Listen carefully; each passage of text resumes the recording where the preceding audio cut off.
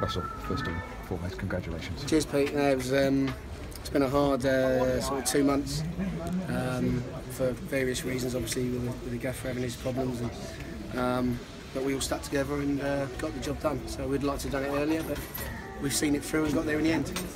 And it was a really strong performance all around the pitch today. Yeah, it was brilliant. It wasn't a great performance. It was always going to probably be a bit that the way it was. We knew we'll have to defend and stick together and play the percentages.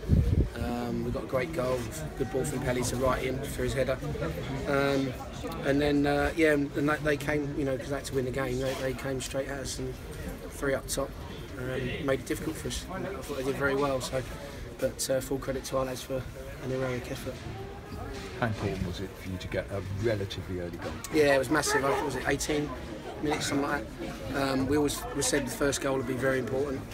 If they got it, then it's going to be for us to break them down. And it's hard to, if you get ahead on this pitch, it's hard to peg it back because teams can sit in defensively and get numbers behind the ball, like against Cambridge, that was like that.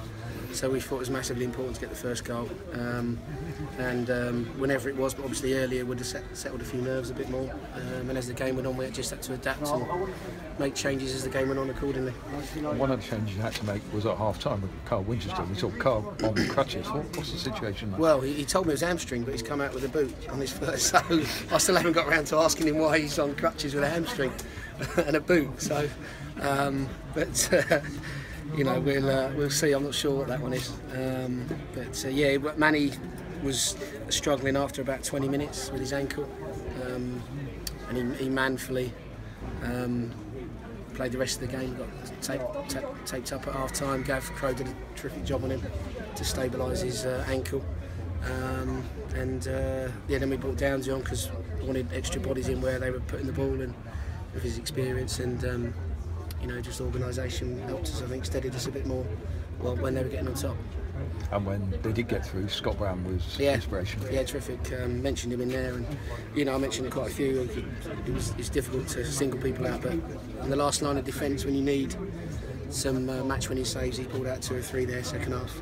Liam Davis with the clearance off the line, and it was a heroic effort from everyone.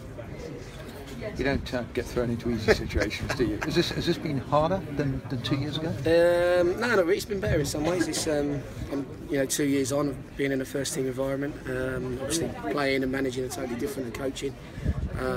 Learned a lot off the gaffer in the 2 years, so I've got a lot to thank him for. It certainly is a better group than 2 years ago, and I said that to him from when we first started this last 2 months, and they've shown that in the end. I think our spirit and our togetherness in there, while not always being most consistent of teams, has always come through eventually. And it's been. I've enjoyed it. I'm glad now. I'm going to enjoy it even more now. But I have enjoyed it. May not have always shown it, but I think I try to be honest and real with it all. And it's at the end of the day, the boys have been tremendous for this football club to keep them in the league. You've been here a long time. You've been part of some great successes at this club. Where does today rank up against? It's up there. Yeah, it's up there. It's even though it's a different type of celebration, not winning anything or going up, it's just as important to keep this club in the league after 16 years and then working so hard to get back in 1 year. It's massively important to keep it in there, and we can learn from this year. Everybody can learn from it, and I'm sure we'll be better for it next year. And I reckon a slightly unfair question just after the season hasn't quite finished, has it? But in terms of securing safety, what do you think the key thing is that you've learned from this year? Personally, I don't know really. I mean, I knew we had a good squad, character-wise. I knew it would see us through. We've got to be more consistent, I think, for next year. It's about seizing moments in games. We haven't quite done it, and we've let ourselves down a little bit at times. But at the moment, Pete, it's just a time for celebrating, staying up. And I think we've gone up a place or two, have we? So could be in the heights of mid-table. We'll be getting vertigo soon. You spoken to Gary since the final whistle? Yeah, just spoke to him just now, literally 2 minutes ago. He had every type of media system he could have on, I think. And yeah, he was really chuffed, and you know, he's back at home now, so he was really pleased with that. So I put down to see him in a week and have a coffee and chat about what we need to do. So yeah, he was really pleased with everyone, and obviously particularly the gaffer, because he's put so much into it, and you know what he's gone through. You know, no one would obviously like to do that, but you know, it shows the sort of bloke he is, that he's come out and he's still fighting, and you know, he's in his hospital bed looking at things, and you know, he's got nothing but admiration for him. Russ, well done.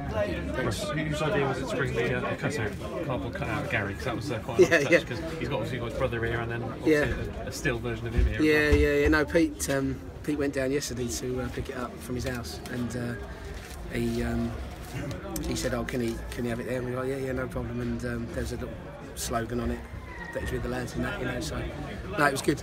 And then to bring it round afterwards, I didn't know if he wanted that, but Paul Godfrey brought it on, and it was good at the end. So yeah, in terms of planning for next season, it's not really the fact that Gary's not been around that's stopping it. It's been not knowing exactly what division you're going to be in, isn't it? So now that you know that, you can step up those preparations. Yeah, Pete's got a list as long as your arm. Tim's sent loads of obviously games, because he's our analyst, and you know, between the 4 or 5 of us, we've got a list as long as it's just you know, picking who we can afford, who we think's available, who would do a job. So it's all those things to put into the mix, and see what we get. Yeah, see where we go. Yeah, you said earlier that you can enjoy it now, but did a part of you enjoy the stresses and the strains of it, even though it's been, you know, very stressful? Have you actually enjoyed the sort of challenge of stepping in at the deep end again? Yeah, and I can see how people can get addicted with it. You know, it's probably easier for me than it is for your family. You know, my wife certainly has gone through it as well in the last couple of months, and just thank her for sorting the kids out more often than probably I have done, and things like that. But it's easier if you're in it than if you're out of it, you know, because I think the family probably suffer more than you do at times, because if you've been in the game that long, you sort of know, you know, you get vibes from players and the club and what's going to happen, and you know, I always kept faith and always thought we would be okay because of the character of the players. In the end, I knew they would come through. Yeah, and it's one of the worst relegations from League Two, isn't it? If you go down from League One to League Two, you're still in the Football League, and Cheltenham, you know, to get in League One is a good achievement, but this is the worst relegation, the one you really don't want to suffer, isn't it? No, that's right. I mean, I think we not got away with it because we did ever so well, but you know, not many teams come straight back, and then not many teams go straight back down again. So that would have been probably a bit of history as well, I think. So we didn't want to. Was the last was it? Yeah. So I was about 2 then, but I feel that way. But yeah, it was nice to, you know, put that one to bed. And it is a tough league to get out of, the National League. So we did ever so well, and it's nice to preserve our Football League status. Yeah, it's a big rarity going to Portsmouth, not having to get a result. Obviously, you want to get a result, but you had a couple of games at the end of last season. You won them all, even though you'd already won the league. So. Yeah, it's you know, it's going to be a good day for everyone now, and obviously, you know, I've just stressed them there. You still got to be professional. We've achieved the main goal, but we still want to finish on a high. Go to Portsmouth. It's going to be a good day. The fans, I think, fancy dressing it, and I think we've sold quite a few. Full house, so it'll be a good day for us. Yeah, I think we'll go there and enjoy it. Yeah, well done, Russ. Thanks a lot. Cheers, mate. Russ, just a quick word for the 12th man. Brilliant. Yeah, great initiative. The fans were fantastic. 5,600 was it, something like that? Yeah. Brilliant. And stayed with us all season, and you know, it's. I think, you know, they were a big part of us getting over the line in the end, with their singing and willing the lads on, and I didn't hear too many negative comments, you know, even when things didn't go quite well at various points in the game. But no, I thank the fans so much, and you know, a lot of them I've known for years, like I've said before, and hopefully many more years to come. Perfect. Cheers, Russ. Cheers.